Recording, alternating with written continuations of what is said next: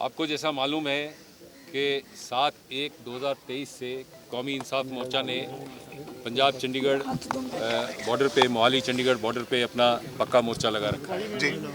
Mataur barrier पे इनका पूरा पक्का मोर्चा लगा हुआ है।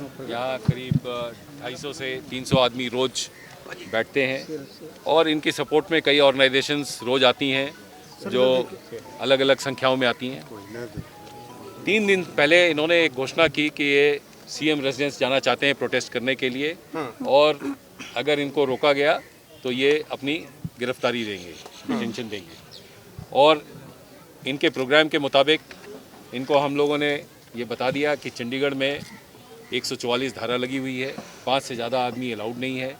सीएम रेजिडेंस जो है हाई सिक्योरिटी जोन में आता है, इसलिए हम वहाँ पे किसी तरह के प्रोटेस्ट को हम अलाउ नहीं कर सकते और हमारी तरफ से किसी भी प्रोटेस्ट की इजाज़त चंडीगढ़ में नहीं है जी।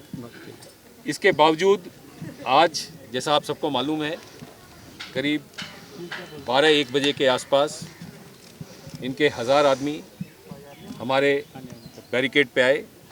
यहाँ 51-52 जो रोड सेक्टर है उसके बॉर्डर पे, और यहाँ पे इन्होंने हमारे बैरिकेड पे हमारे जो पुलिस वाले तैनात थे उनके साथ थोड़ी देर तो इन्होंने बातचीत की, लेकिन उसके बाद अचानक ये एकदम उग्र हो गए और इन्होंने हमारे बैरिकेड को तोड़ के जंप करके इधर आने की कोशिश की।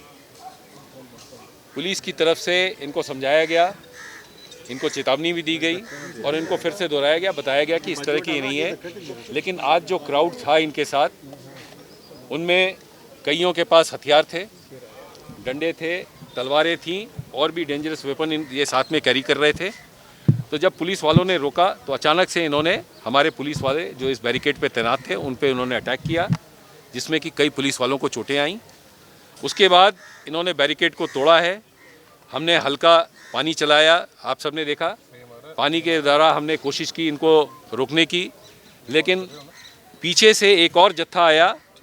जब हम बातचीत कर रहे थे, उनको समझाने की कोशिश कर रहे थे, उस जत्थे में घोड़े भी थे, कुछ हमने निहंगों के दल भी देखे उसमें जिनके पास भी हथियारें थीं, और उन्होंने सीधा आकर के उन तलवारों से हमारे पुलिस वालों को अटैक किया। कुछ पुलिस वाले गिर गए ज़मीन पे, उनको बहुत गंभीर चोटें आई हैं, उनको अस्पताल में दाखिल कराना पड़ा। 7 हमारे आरएएफ के जवान घायल हैं और कई पुलिस वाले भी घायल हैं। मुझे लगता है 25-30 जवान, उनको काफ़ी सीरियस चोटें आई हैं, सिर पे भी चोटें आई हैं और गंभीर हथियारों से, मतलब डेंजरस वेपन से इनके ऊपर अटैक हुआ है। और हमारे जो जितने पुलिस अफसरान यहाँ पे मौजूद थे उन्होंने बड़ी कोशिश की कि इनके लीडरों को समझा करके इनको किसी तरीके से नियंत्रण में किया जाए, लेकिन इन्होंने हमारी बात सुनी नहीं। आगे आकर के हमारी गाड़ियाँ तोड़ दी, जैसा आप देख रहे हैं हमारी पीछे वज्रा वैन लगी हुई है उसको तोड़ दिया इन्होंने, हमारे वाटर कैनन को तोड़ा, हमारी एक फायर टेंडर को ये लेकर के चले गए। जितने बैरिकेड थे हमारे यहाँ पे उन सबको खींच करके ले गए और ये तलवारें लेकर के अंदर घुस गए। फिर हमारी जो पीछे जो टीम लगी थी उन्होंने किसी तरीके से उनको फिर समझा बुझा करके पुश किया है। तो ये करीब करीब 2-2.5 घंटे पुलिस के साथ जूझते रहे हैं और इन्होंने अच्छी खासी हिंसा की और पथराव किया। जो पहले इनको जब ये पत्थर चले तो ये पत्थर कहीं भीड़ के बीच से ही आए थे और उसका हमारे पास सबूत भी है, लेकिन इन्होंने ये इल्ज़ाम लगाया पुलिस वालों पे कि पुलिस वालों ने पत्थर चलाए, जबकि आप देख रहे हैं आपके सामने हैं, गाड़ियाँ भी हैं और जिन पे अटैक हुआ तलवारों से, जो गाड़ियों के अंदर बैठे थे, वो भी आपको ये बताएंगे कि किस तरह से इन्होंने बुरी तरह से पुलिस वालों को अटैक किया है और जिन्होंने अपनी तरफ से कोई ऐसा प्रोवोकेशन नहीं रहा। पुलिस ने अपने बहुत ही संयमता के साथ और काफ़ी रेस्ट्रेन बरतने के बाद इनको काबू किया है।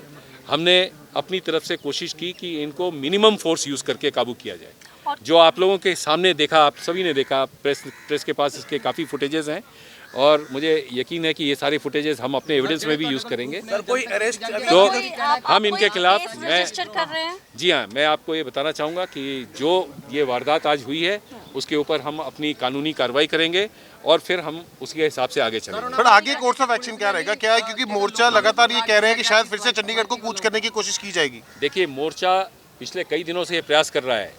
मैं पंजाब पुलिस से भी लगातार संपर्क में हूँ। आज भी पंजाब पुलिस को हम बराबर इस बात की इतला दे रहे थे कि ये इस तरह की हरकत कर सकते हैं, लेकिन आज अनफॉर्चुनेटली जब ये यहाँ पहुँचे हैं तो ऐसा लगा नहीं कि इनको रास्ते में किसी ने रोका और ये यहाँ तक अपने आप बगैर रुके चले पहुँच आए।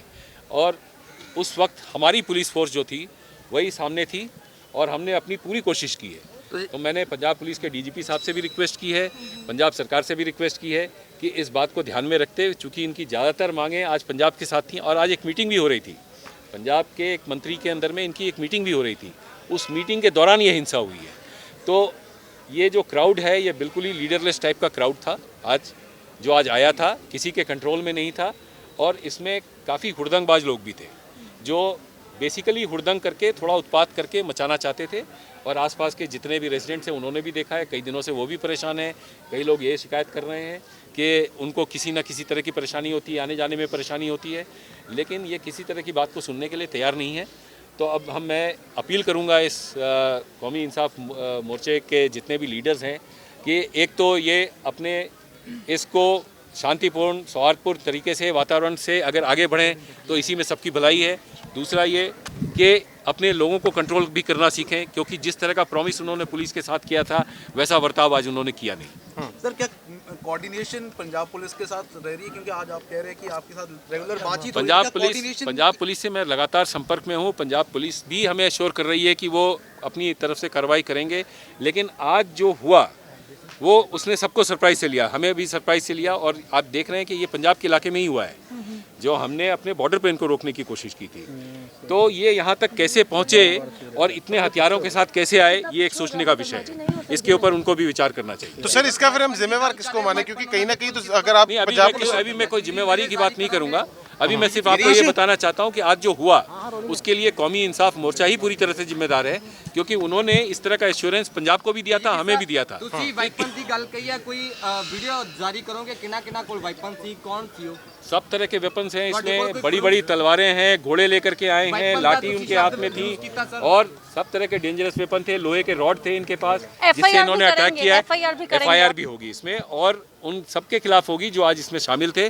बाकी हमारे पास काफ़ी वीडियो फुटेजेस हैं और बहुत सारे एविडेंस हैं, आप देख रहे हैं। गाड़ियाँ तोड़ी गई हैं, इनके बिल्कुल पहचान की जाएगी और उनके खिलाफ कानूनी कार्रवाई की जाएगी। ठीक है सर, बहुत बहुत धन्यवाद।